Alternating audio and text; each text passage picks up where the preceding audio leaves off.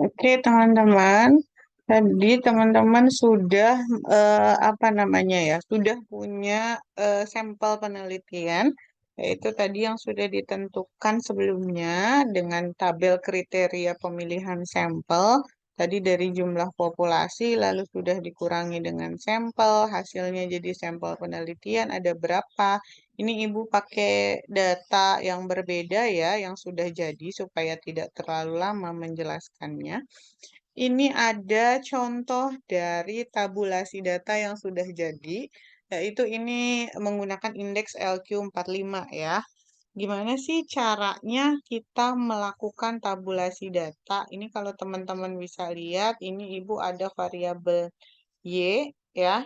Variabel Y itu merupakan sustainability performance. Lalu ada variabel X1 ya. X1 kita tandain biru biar kelihatan ya. Lalu ada sebelahnya variabel X2, X3, X4. Ini kenapa jadi satu? Karena sama-sama merupakan indikator dari corporate governance ya. Ini X2, Bu tandain dengan warna yang lain. Ini X3 ya. X3, ini X4, X5, X4, lalu ada X5.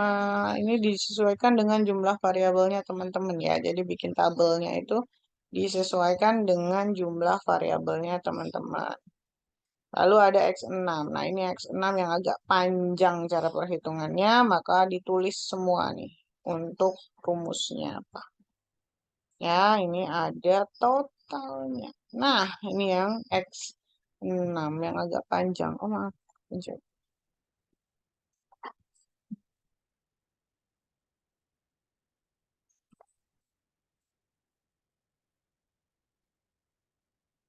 Oke, ini X6 ya, total. Jadi gimana sih tabulasi itu? Tabulasi itu mungkin Ibu contohkan yang paling mudah, di mana teman-teman misalnya nyari apa namanya ini, diversification ya, yang ada rumusnya. Rumus dari diversifikasi adalah menggunakan IDV. Atau menggunakan rasio sehingga teman-teman boleh menggunakan apa namanya angka yang tanpa jutaan atau miliaran rupiahnya. Ya, ini IDV. IDV ini adalah X1 ya, teman-teman harus tahu dulu nih rumusnya. Diversifikasi rumusnya apa sih? Ini Ibu ambil dari jurnalnya Siska Puspa Pertiwi, dan Dwi Suhartini ya.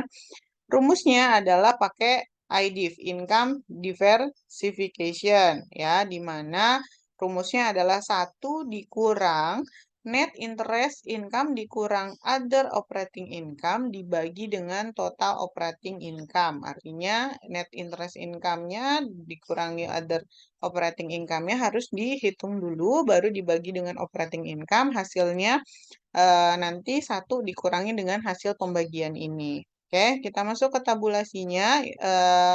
Ibu contohkan ya.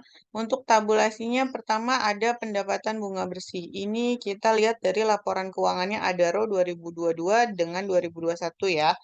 Ini kita contohkan. Hmm. Ya, laporan keuangan di Bursa Efek. Ya, masih di website yang tadi. Teman-teman tadi mau download tahun 2022 dengan 2021, kita cukup download tahun 2022-nya aja karena sudah ada, oh sorry, tadi ada belum ditulis ya, ada RO-nya. Ada RO 2022, laporan keuangan tahunan, kita tetap download yang ada laporan auditnya. Mungkinan yang ini.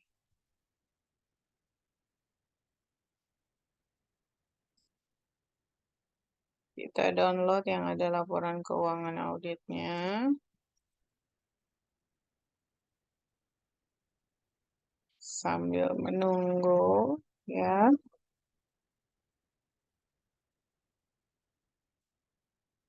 Sudah muncul. Mana tadi downloadannya? Kok nggak muncul? Nah, ini sudah ya. Kita klik, kita open dulu. Ada. Nah, ini ada ya laporan auditnya. Laporan auditornya berarti bisa kita pakai. Nah, kita cek nih di tabulasi kita tadi, di judul tabel kita, kita mau ngitung misalnya diversification, maka kita harus cari pendapatan bunga bersih. Kita cek pendapatan bunga bersih, berarti adanya di laporan laba rugi, karena ngomongin dari pendapatan. Kita cari laporan laba ruginya. Ya, ini ya, laporan laba rugi dan penghasilan komprehensif lain konsolidasian, maka kita cari pendapatan bunga. Kalau nggak ada pendapatan bunga, dia itu biasanya namanya penghasilan keuangan. Itu sama sebenarnya ya. Kita masukkan berarti angka 47647. 47647. Sama ya, untuk 2022, tahun 2022, masukin angka 47647. Lalu 2021 ada 34033. Kita masukkan 34003. Sama ya. Lalu yang kedua ada pendapatan operasional lainnya. Pendapatan operasional lainnya berarti masuknya adalah pendapatan lain. Ini ya. Ini adalah pendapatan operasional lainnya. Ini bisa dimasukkan. Di sini ada 50, 860. Kok beda, Bu? Iya, karena ini pendapatan garis miring beban lain-lain bersih. Jadi bisa jadi pendapatannya itu tercampur dengan beban. Gimana cara ngeliatin misahinnya, Bu, pendapatan sama bebannya? Ini ada namanya catatan atau notes ya, catatan atas laporan keuangan. Kita masuk ke catatan atas laporan keuangan nomor 33. Ya, kita cek nomor yang 33. Ini baru nomor 5, masih jauh. Ini 34 kelewatan, berarti kita cari yang 33.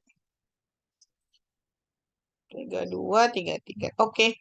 Ya, karena kita mau cari pendapatan operasional lainnya, maka yang dijumlahkan adalah pendapatannya aja. Keuntungan merupakan pendapatan lain, keuntungan itu juga keuntungan pendapatan lain. Kalau dijumlah 27 tambah 23 adalah 5860. Ya, begitupun tahun 2021-nya.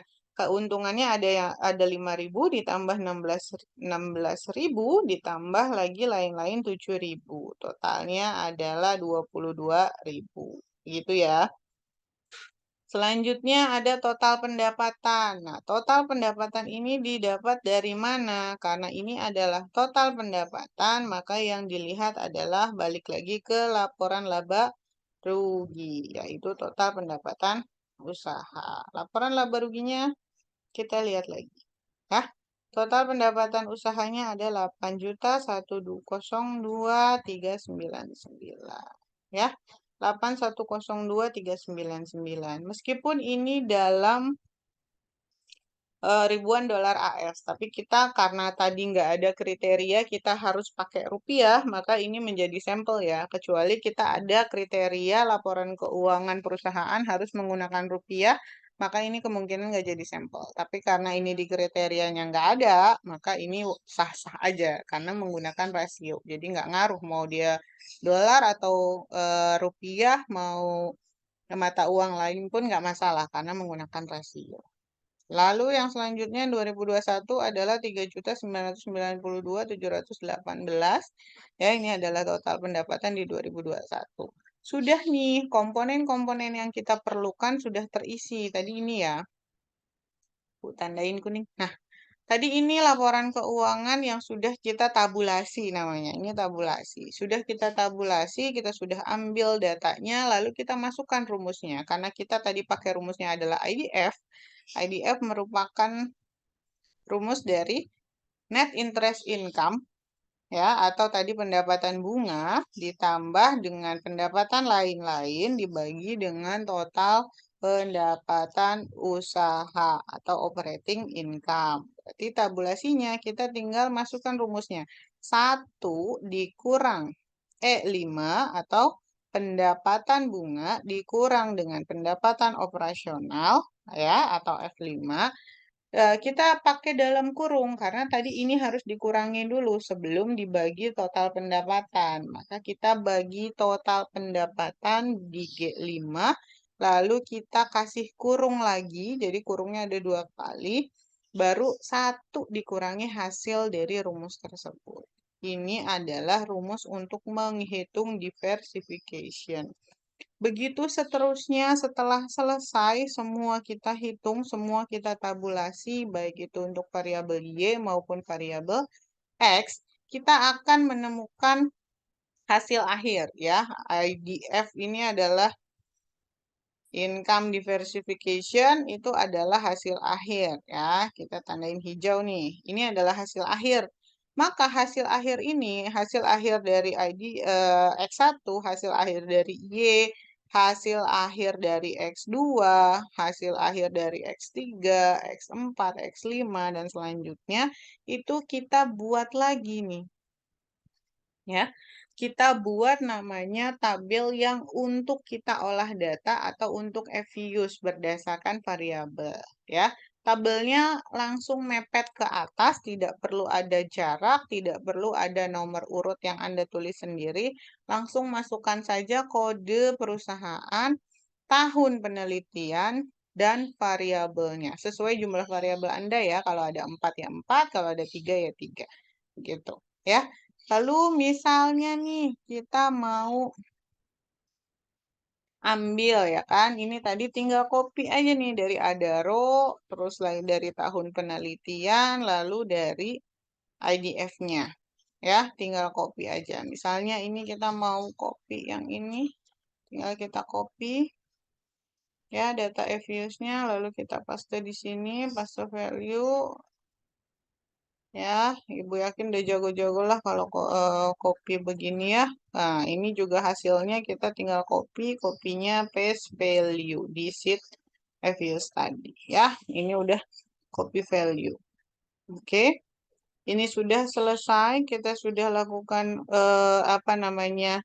Copy value untuk data reviews, kita pindahkan supaya dia terpisah atau tersendiri. Ya, pakai move or copy, kita create copy, new, oke, ya. Ini kita pindahkan supaya Excelnya terpisah dari Excelnya tabulasi, kita simpan, ya. Kita simpan, jadi namanya misalnya data untuk reviews, gitu ya. Penelitian 2023 nggak perlu lah, data untuk FViews aja lah cukup. Nah, udah disimpan data untuk FViews, ini harus di close atau ditutup ya. Kenapa harus ditutup? Karena FViews tidak bisa membuka bersamaan dengan Excel-nya. Ini tadi data yang tadi ya. Nah, FViews-nya sekarang dibuka. Masuk ke FViews, kita itu harus mengerjakan dari mulai ini. Ya, tadi daftar sampel sudah. Kita mulai dari analisis statistik deskriptif. Ya, ini FViews. FViews-nya teman-teman sudah download semua aplikasinya. Ibu harap sudah download semua. Jadi ini adalah tampilan awal. Kita tampilan awalnya kita tinggal file, new work file, ya. Karena kita menggunakan data panel, kita menggunakan regular. Start date adalah tahun tadi 2020. Ya, end date-nya adalah tahun 2021. Oke. Oh, maaf. Ulang ya. New work file. Oh, mendingan kita import aja dia biar gampang. Import file, karena tadi data FViews-nya udah ada. Kita tinggal ambil data FViews yang tadi ya. Gimana tadi ya datanya di penelitian ya.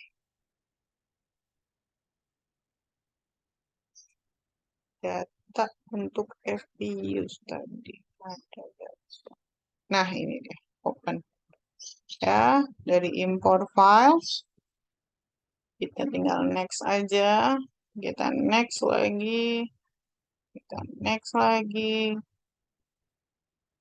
Ya, di sini datanya pastikan ini data panel ya. New work file, series name, ininya data panel, tahun, oke sudah selesai, finish. Ini kita pakainya import data. Link import series and ARPA object to external source, yes. Ya, oke. Sekarang sudah muncul ini, sudah muncul variabel-variabelnya. Nah, setelah sudah muncul variabelnya, tadi dengan menu file, lalu import ya, import from file, lalu klik dari data yang sudah dipisahkan untuk FUs tadi, tinggal di next, next, next, menggunakan data panel, kita lalu langsung muncul yang seperti ini, tampilan seperti ini. Kalau sudah muncul, kita urutkan dari pertama dulu, yaitu menggunakan analisis statistik deskriptif. Analisis statistik deskriptif, caranya gimana? Kita menggunakan quick,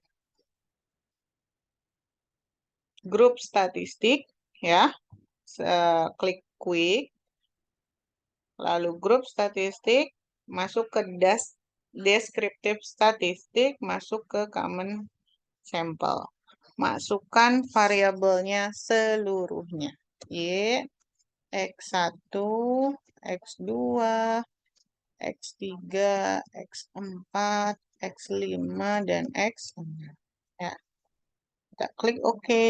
Ya, sudah muncul ya, ada 5. Ini kita blok, tinggal klik ujung sini. Ini sudah keblok semua, lalu klik kanan copy. Ya, lalu kita copy as display atau sesuai dengan tabel yang muncul ya. Kita oke kan. Sudah oke, kita sudah copy, kita masukkan ke kertas kerja Word yang sudah tadi kita siapkan. Kita paste menggunakan paste picture biar rapih. Ya, ini sudah muncul. Pastenya paste picture. Ini apa sih yang dijelaskan di sini? Ini adalah analisis statistik deskriptif. Pastikan jumlah observasinya sama dengan tabel Anda. Ini karena Ibu pakai data yang berbeda, jadi jumlah observasinya beda ya. Kalau teman-teman nanti dengan tabel kriterianya harus sama ya. Ini dengan jumlah data observasi yang ada di tabel. Oke. Selanjutnya, ini nanti yang akan dijelaskan di bab 4 nanti kalau teman-teman skripsi yang harus dijelaskan adalah masing-masing arti dari angka-angka ini. Min itu apa, median itu apa, maksimum itu apa, minimum itu apa, standar deviasi itu apa. Nah, itu dijelaskan masing-masing variabelnya di dalam analisis statistik deskriptif. Jadi menjelaskan apa namanya, siapa sih perusahaan yang punya nilai maksimum di dalam penelitian ini, atau siapa yang punya nilai minimum dan artinya apa, bagaimana itu dijelaskan. Oke, setelah analisis statistik deskriptifnya selesai, kita lanjutkan ke model regresi data panel. Ada 3 model di dalam regresi data panel, yaitu Common Effect Model, Fixed Effect Model, dan yang ketiga ada Random Effect Model, atau kita singkat CEM, FEM, dan REM. Gimana cara mendapatkan model ini? Kita mulai dari, views-nya ya. Ini kita simpan dulu ya di dalam FUs-nya, kita dengan cara freeze. Lalu kita name.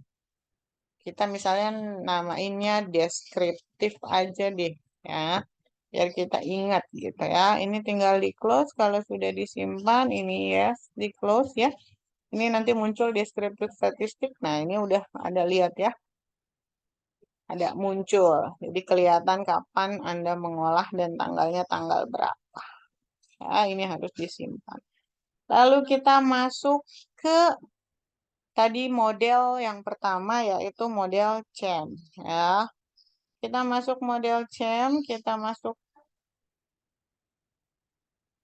quick, lalu estimate equation. Nah, estimate equation ini berbeda dengan deskriptif statistik ya. Harus ada C-nya atau persamaannya. Ya, kalau kita nulis persamaan regresi data panel, maka Y sama dengan X1 ditambah X2 tambah X3 begitu ya. Nah, kalau di Evius pakainya C.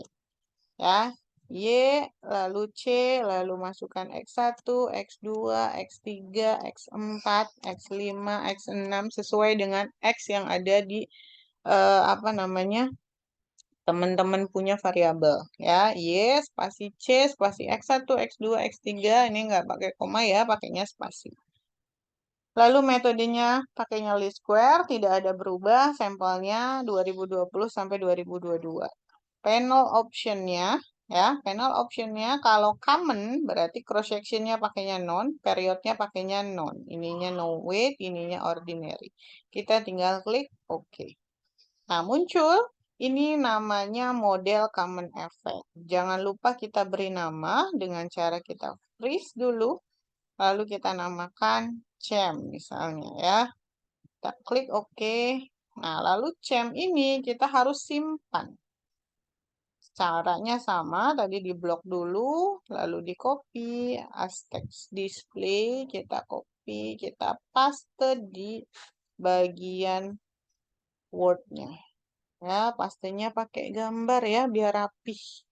Nah, ini kalau misalnya memang tidak sesuai, kita sesuaikan saja biar nempel tulisannya kelihatan. Nah, ya, ini yang model yang pertama yaitu Common Effect Model. Ya, lalu kita lanjutkan ke yang kedua, model yang kedua yaitu ada Fixed Effect Model. Ya, Fixed Effect Model kita tutup dulu Common Effect Modelnya. Ya, nah, gimana caranya jadi Fixed Effect Model? Kita tinggal ganti estimate-nya saja. Tadi ya, di data untitled-nya nih, sama dengan equation-nya, ya, ini yang untitled bukan data yang kita simpan tadi. Kalau data yang kita simpan itu jangan diutak-atik lagi ya, tinggal di close aja. Kita masukkan estimate. Nah, di sininya tidak berubah, yang berbeda adalah di bagian cross sectionnya kita menggunakan fix untuk membuat model fix effect model atau membuat model FEM. Ya, tinggal kita klik fix effect-nya muncul. Jangan lupa kita kasih nama dulu freeze name FEM. Ya, oke. Sudah masuk tabel FEM, udah ada namanya. Kita close dulu ya. Kita kan mau copy nih, Bu. Iya, kalau kita kelupaan copy gimana caranya? Kan kita sudah simpan. Kita tinggal double klik aja yang sudah kita simpan. Nah, muncul ya. Kalau kita sudah double klik simpan itu, kalau kita sudah freeze lalu simpan, kita bisa double klik buka. Kalau kita kelupaan simpan atau lupaan belum copy, bisa kita buka lagi terus copy. Ya, ini adalah fix effect model. Kita masukkan ke sini, copy paste ya, karena ini besar hurufnya. Jadi dia harus satu-satu ya, karena ini harus kelihatan di Anda semua ya, jadinya harus satu-satu. Sudah masuk fix effect-nya? Oke, lalu kita masuk ke rem ya. Rem gimana caranya? Rem dengan cara ini tadi frame-nya kita tutup. Estimate-nya kita ganti dengan random. Ya, ininya tetap kita menggunakan random. Ya, udah klik OK. Jangan lupa kita freeze. Kita namai dengan rem. Oke, kita copy lagi. Hashtag display. Kita copy, kita paste ke tempat Word yang kita sudah sediakan. Jangan lupa pastinya adalah paste picture supaya rapi ya. Ini murni dimasukkan semua karena ini cross sectionnya. Oke, sudah selesai di bagian model ya. Ini ada 3 model CMFM rem kita sudah selesai, kita sudah masukkan. Lalu selanjutnya adalah uji pemilihan model regresi data panel. Di mana sih dari 3 model tersebut mana sih yang cocok untuk penelitian kita? Setiap penelitian memiliki kecocokan model yang berbeda-beda. Maka harus diuji dulu nih, model mana yang paling cocok untuk meneliti atau menganalisis data kita. Ada 3 langkah ya, ada uji Chow, ada uji Houseman, dan uji Lagrange multiplier atau uji LM biasanya disebutnya untuk menganalisis mana model yang paling tepat yang akan kita gunakan. Oke, uji Chow ini membandingkan CHEM dan FEM. Ya, gimana caranya? Kita masuk ke FUS-nya lagi ya. Kita melakukan uji Chow. Kita tutup dulu yang tadi. Eh, kita tutup dulu. Quick estimate equation-nya kita mulai dari awal lagi ya. Kita mulai dari common effect. Ada 6 ya, X-nya ada 6. Ini lagi-lagi disesuaikan. Ini udah muncul ya common effect-nya yang tadi. Ini harus pakai yang equation ya. Kalau pakai yang disimpan itu nggak bisa. Kalau yang disimpan itu murni cuma satu tampilan. Tapi ini pakai yang equation. Sudah muncul ini common effect-nya. Kita masukkan lagi estimate yang fixed effect. Supaya muncul fixed effect. Tapi common effect-nya harus dibuka dulu di equation. Lalu buka fixed effect. Kita klik OK. Sudah muncul fixed effect-nya. Lalu kita masuk ke menu view. Ya, masuk ke fix random effect testing ya, karena kita mau ngecek uji Chow masuknya ke likelihood ratio. Nah, sudah muncul ya, sudah muncul ya fix effect test untuk apa namanya uji Chow. Kita copy tentu saja.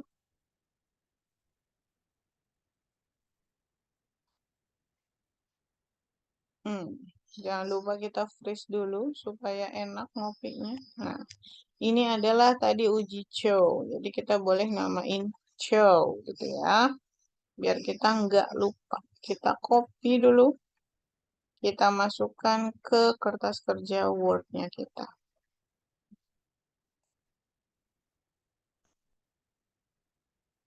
Oke.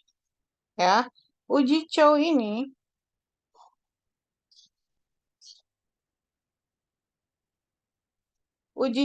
yang dilihat adalah bagian cross sectionnya.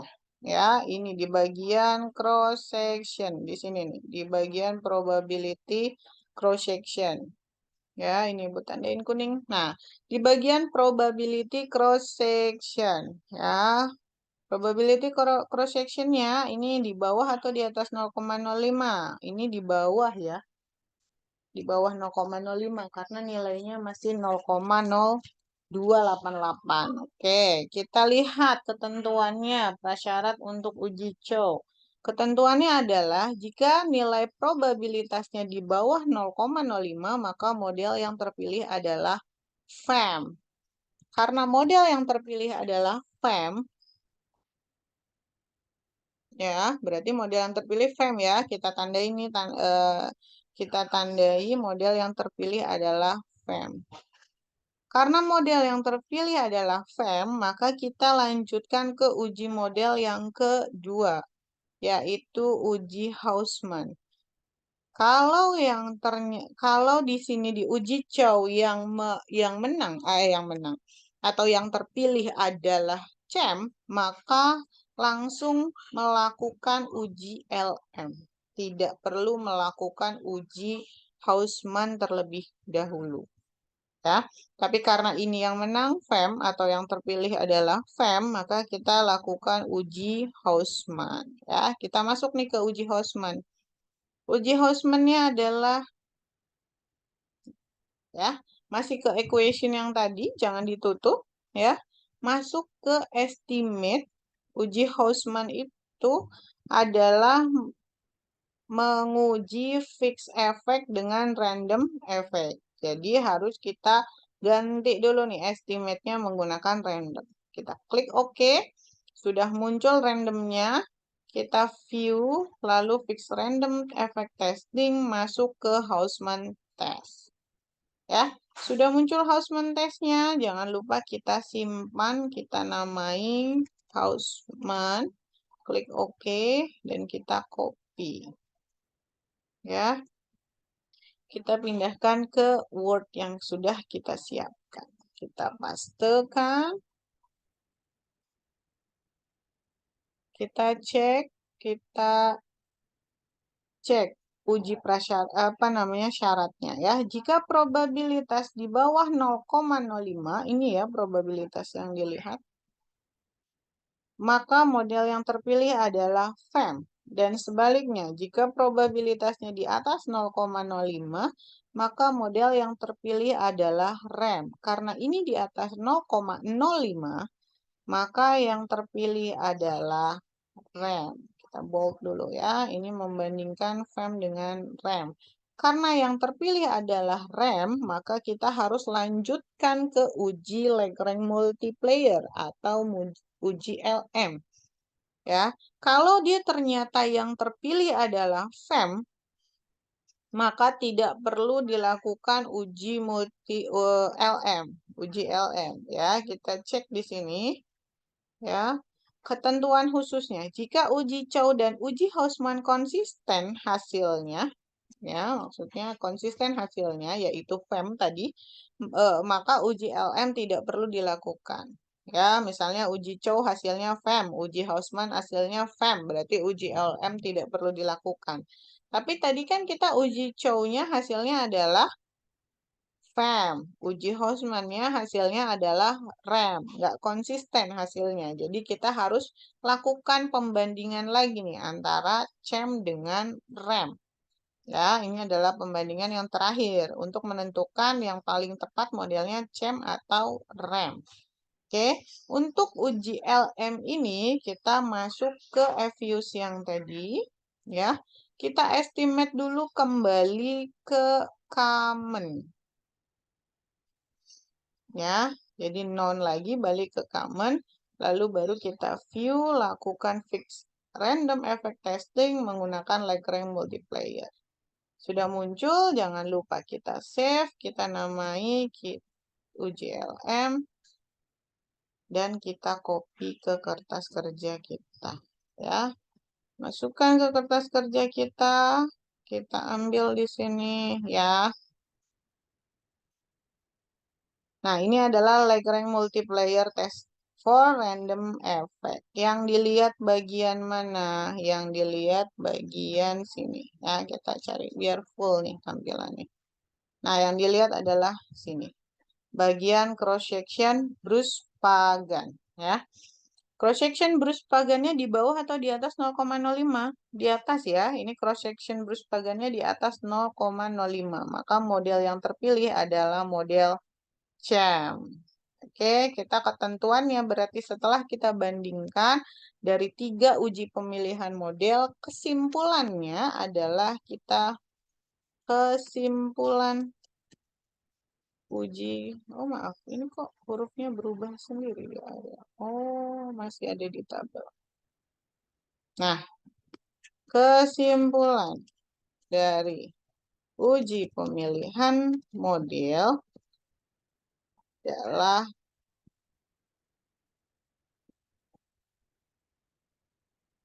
common effect model atau CHEM ya. CHEM. Oke. Kesimpulannya adalah menggunakan CHEM atau yang hasil dari uji LM terakhir ya.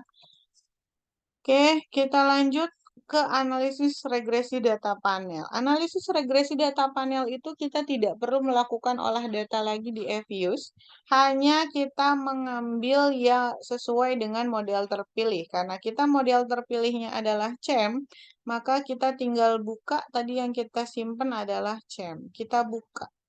Tidak perlu di-copy semua untuk regresi data panel karena kita hanya butuh tabelnya. Kita bisa copy dari sini dari 8 ke 18 ya. Kita blok dari row 8 sampai 18, kita copy lalu kita paste di bagian sini.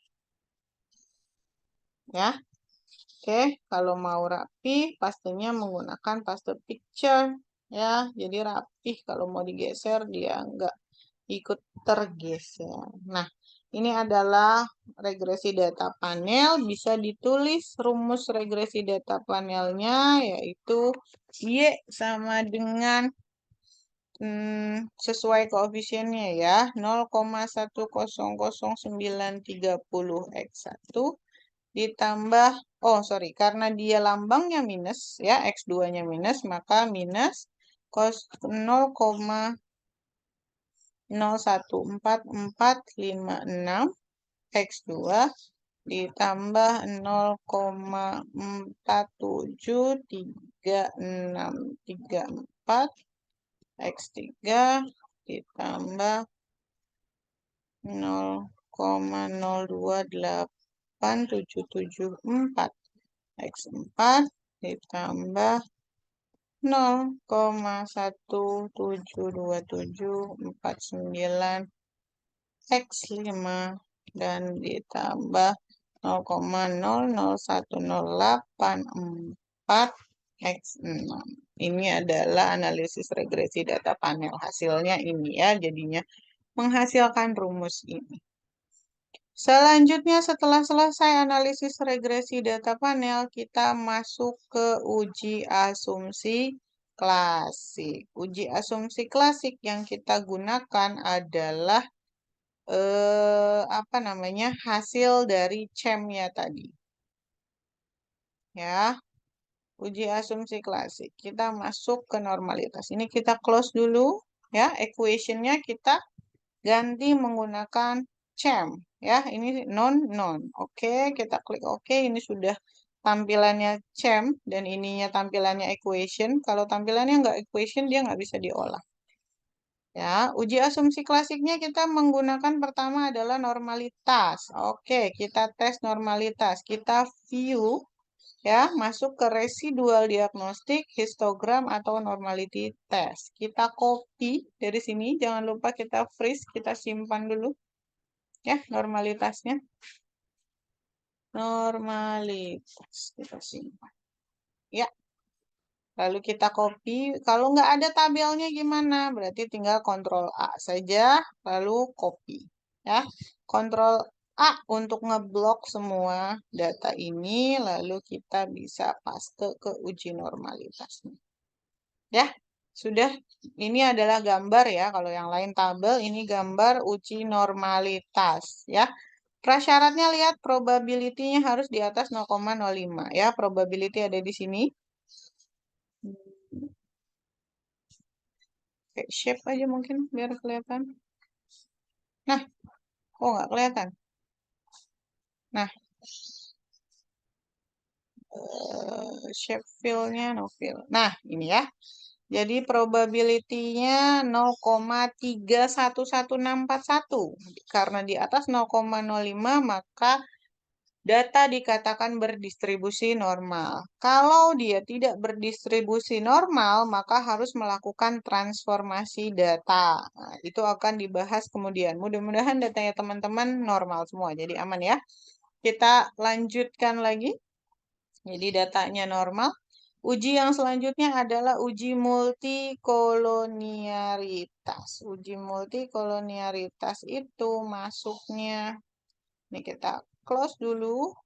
Estimate-nya kita ubah lagi dulu ke panel option yang common effect. Lalu multikolonialitas kita masuknya ke sebentar, Ibu agak lupa. Ya, multikolonialitas itu yang tampilannya seperti apa ya? Oh, oke. Berarti ini yang di grup statistik. Kita close dulu kalau multikol nggak di sini berarti. Ya. Di quick series statistik. Atau nih. Ya. Teman-teman kalau uji multikol, lihatnya di grup statistik dan correlation. Masukkan variabelnya, nggak pakai C ya. Y, X1, X2, X3, X4, X5, dan X6. Ya, kita butuh correlation-nya. Nah, sudah muncul. Kita copy as display text aja, karena supaya tidak kepanjangan tabelnya. Lalu kita copy. Nah, Sudah muncul? Nah, apa sih yang dilihat dari sini? Yang dilihat dari uji multikol, ya, itu adalah dari sini, ya. Ini ibu kuningin nih. Yang ibu kuningin itu yang dilihat. Yang ibu tandain kuning adalah yang dilihat nanti di tabelnya teman-teman, ya. Ini adalah korelasi yang menentukan apakah datanya teman-teman itu punya multikolonialitas atau tidak. Ya, masing-masing variabel koefisiennya tidak boleh melebihi 0,9. Kita lihat apakah ada yang melebihi. Ini 0,1, 0,1, 0,7, 0,2, 6, 0,5, 2, 4, 3, 2, 2, 2. Tidak ada ya. Tidak ada yang melebihi 0,90. Jadi aman, datanya tidak terjadi multikolonialitas. Ya. Kita bisa lanjutkan berarti. Bu, kalau ada yang 0 di atas 0,9 bagaimana? Berarti harus kita lakukan transformasi data. Ya, kita nggak boleh lanjutin ke uji heterokedastisitas dulu, tapi kita harus cek lagi datanya kita, apakah datanya ada yang salah atau tidak, ataupun membutuhkan transformasi data. Oke, kita lanjut ke heterokedastisitas. Heterokedastisitas, gimana caranya? Ini kita tutup dulu, ya. Lalu kita masukkan quick group estimate equation, ya, karena hetero adanya di equation. Kita masukkan equationnya. Kalau equation selalu pakai C, ya. X1, X2, X3, X4, X5, dan X6. Kita klik OK, ya. Kita muncul tadi, ya. CEM-nya jangan lupa, karena pakai CEM. Kalau pakai rem atau fix-nya harus diganti. Jangan lupa panel option-nya. Kalau sudah panel option-nya sesuai dengan model yang terpilih, kita view residual diagnostic, masuk ke heteroskedasticity test. Wah, ini datanya ada near singular matrix, berarti tidak bisa dilakukan heteroskedasticity test. Gimana caranya kalau begitu? Berarti kita masuk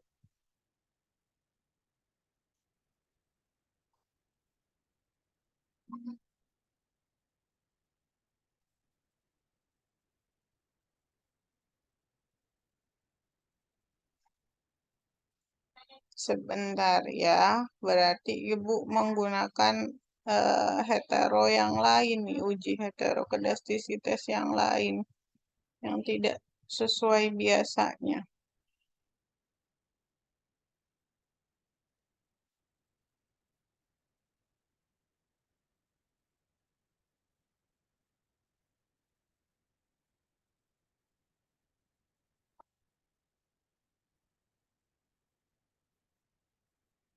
Kok nggak mau dia ya? Ah, ini sudah mencari data yang paling oke, tetap saja ada masalah. Jangan khawatir, teman-teman. Selalu ada solusinya.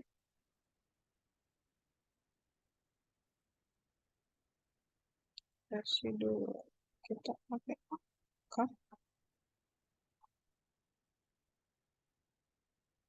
Residual grab. Ah, ini dia tadi. Pakainya residual grab.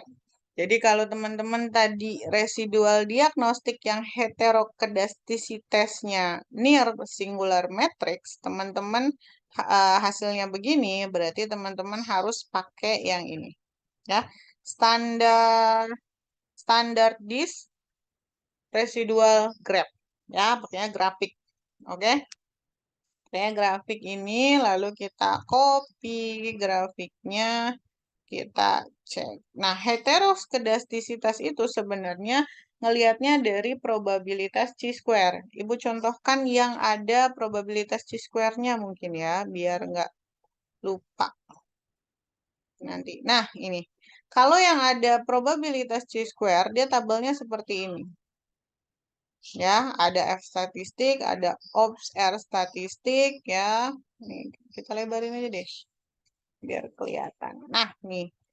Kalau tabelnya seperti ini, ya, tadi yang heteroskedasticity testnya muncul, pasti ada tabel yang begini nih. Nah, ini teman-teman ngambilnya yang ops R square. Ya, bagian sininya aja. 0,05. 0,5260.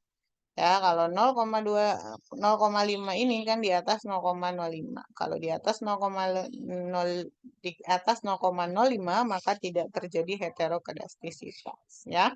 Jadi kalau tabelnya muncul seperti ini berarti aman, normal. Tidak perlu penjelasan tambahan. Nah, kalau munculnya yang seperti ini, yang near singular metric, berarti harus ada penjelasan tambahan kenapa ini muncul. Kenapa grafik ini harus ditampilkan, ya. Standarnya menggunakan ini. Harus nilai residualnya di antara 500, ya, sehingga dapat disimpulkan tidak terjadi masalah heteroskedastisitas.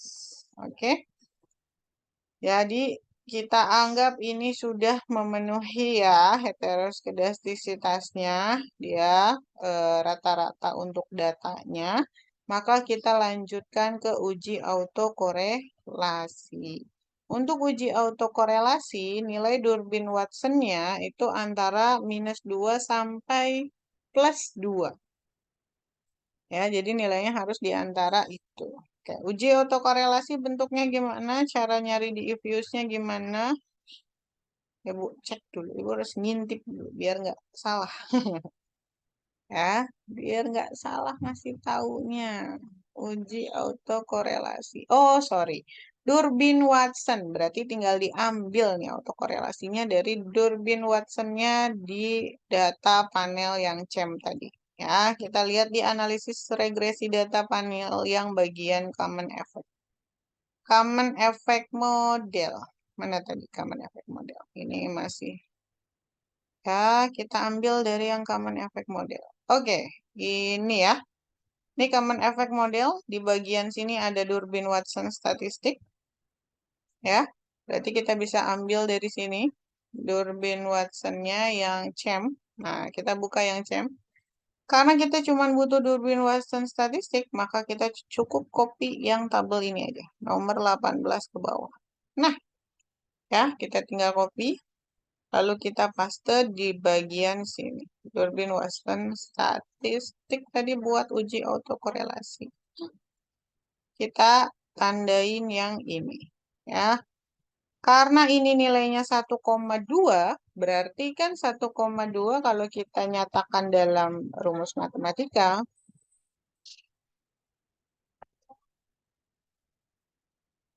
-2 itu lebih kecil daripada 1,24, 699 dan lebih besar dari 2.